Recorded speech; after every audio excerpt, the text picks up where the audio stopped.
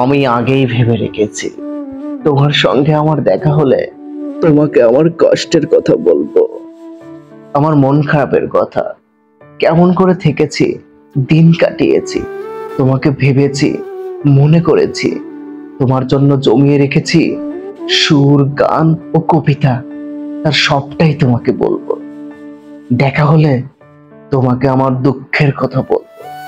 আমি কেঁদেছি, তোমাকে অনেক খুঁজেছি, চিৎকার করে ডেকেছি, পাগলামি করেছি, নির্ঘুম রাত কাটিয়েছি, তোমাকে মিস করেছি।